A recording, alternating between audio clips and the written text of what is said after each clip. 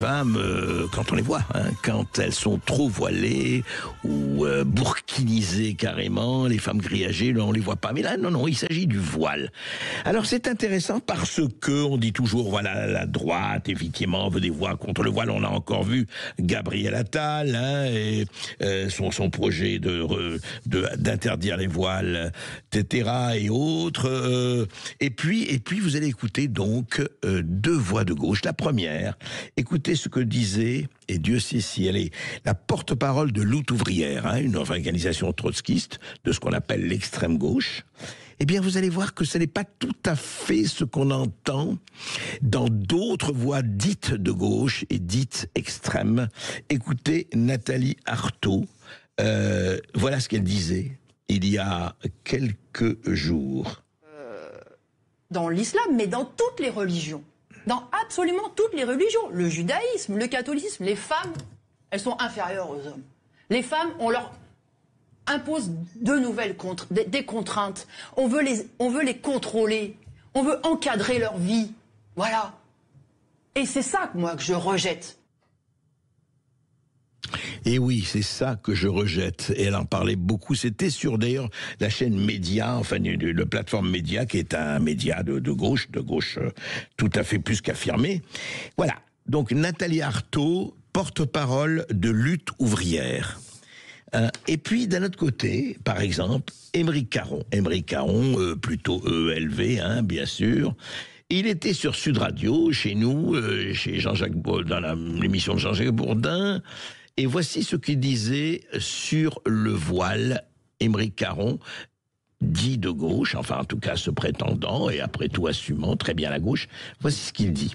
L'interdiction du voile aux mineurs de moins de 15 ans dans l'espace public, cette proposition de Gabriel Attal... C'est une hérésie. Une hérésie ? C'est une hérésie d'ailleurs qui effraie même dans son propre camp. Précisément, alors là vous parliez d'islamophobie il y a un instant, on est tout à fait dans une expression islamophobe. On est tout à fait dans l'expression islamophobe, mais ça ne suffit pas. Hein. Il a dit beaucoup d'autres choses, notre Aymeric Caron. Et qu'est-ce qu'il a dit, Aymeric Caron? Il a dit notamment... Il a fait un tweet sur l'interdiction du port du voile aux enfants voulu par Gabriel Attal. Et voici ce qu'il dit. C'est très intéressant. Écoutez, parce que vous avez entendu Nathalie Arthaud qui dit, voilà, le voile, on veut, d'ailleurs dans toutes les religions, dit-elle, mais voilà, essayer d'asservir la femme, ou en tout cas de la diminuer, en tout cas de ne pas la considérer comme l'égale de l'homme. Et puis, le voile, qu'est-ce que c'est le voile sinon cela ? Eh bien, évidemment, Aymeric Caron traiterait Nathalie Arthaud d'islamophobe, bien sûr. Hein, parce que voici ce qu'il dit, Aymeric Caron, dans son tweet. L'interdiction du port de voile aux enfants, voulue par Gabriel Attal, est une proposition raciste et anti-républicaine, oui, carrément. À titre personnel, c'est toujours Aymeric Caron qui écrit, « Cela ne me gêne nullement qu'une enfant de 5 ou 6 ans porte un voile. Et peu importe si cela me gêne ou pas, d'ailleurs, la République est le respect des différences. Va-t-on vérifier pour chaque famille ce qui est promu dans l'éducation mise en place par les parents?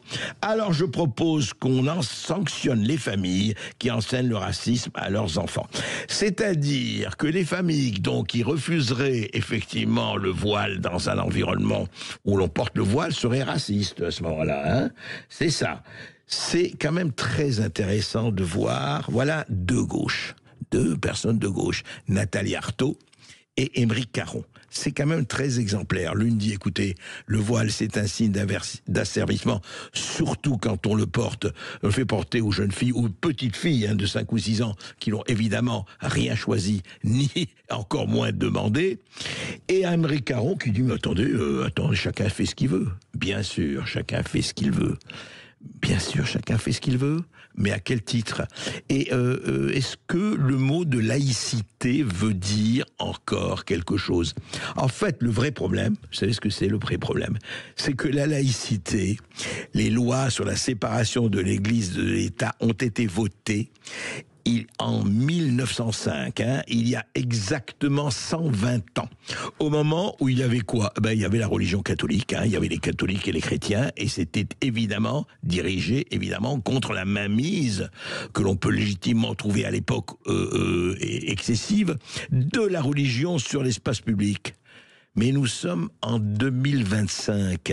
Est-ce qu'il ne faudrait pas peut-être demander à toutes les couches de la société, qu'elles soient laïques, qu'elles soient républicaines, elles devraient toutes être comme ça, mais religieuses ou athées ou autres ou agnostiques, de discuter et de retravailler cette loi de 1905. Les lois, ça se retravaille, ça se change. Apparemment, personne n'a envie d'en parler et l'on entend tout. Et vous voyez, y compris au sein de la gauche comme au sein de la droite, et non dénué évidemment d'arrière-pensée politique ou électorale, bien sûr. C'est important, le fonds de commerce et le marché. Eh bien voilà, vous avez écouté Aymeric Caron et vous avez écouté Nathalie Arthaud.